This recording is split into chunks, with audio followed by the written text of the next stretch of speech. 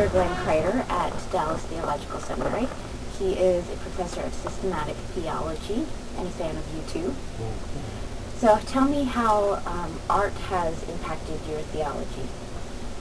I think in recent years I've come to appreciate a failure to understand and really appreciate the role of aesthetics in theology. Having been taught to do theology in a word-based culture, that the truth is always best communicated and actually could, in some respects, could only be communicated in propositional statements and words. And to realize, and it's almost embarrassing to say, that we are not simply intellectual people, but we are experiential people, again, having been taught that experience is a problem and is to be avoided at all possible costs, if that's even possible.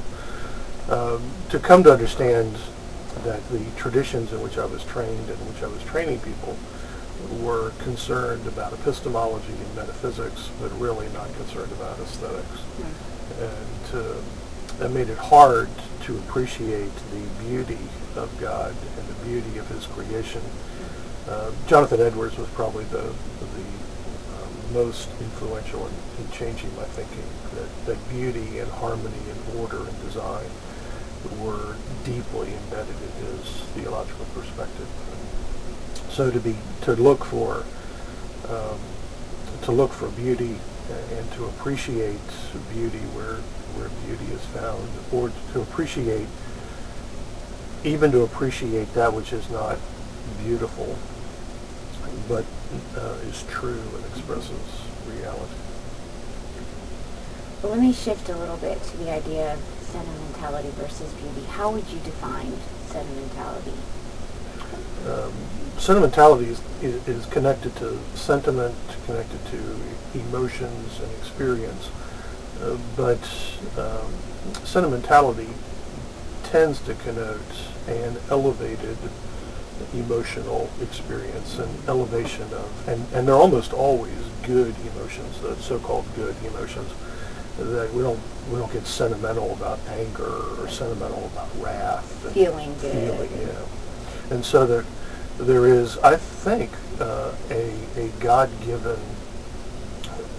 recognition and a hope and a sense that things are not the way they're supposed to be. And I think there's an appeal of a sentimental approach that looks back and remembers the good and remembers it in kind of an idealistic way, and that looks forward and views redemption in some kind of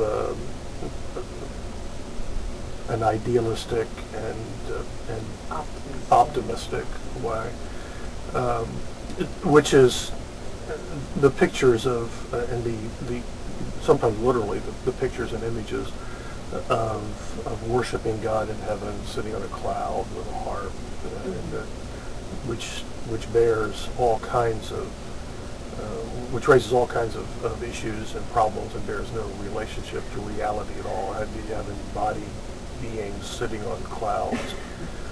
How would we play the harp if we don't have a body? How would you see those images that are there?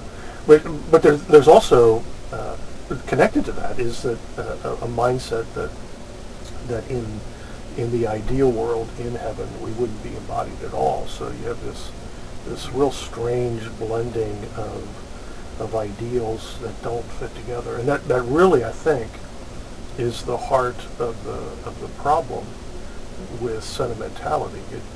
It doesn't represent reality.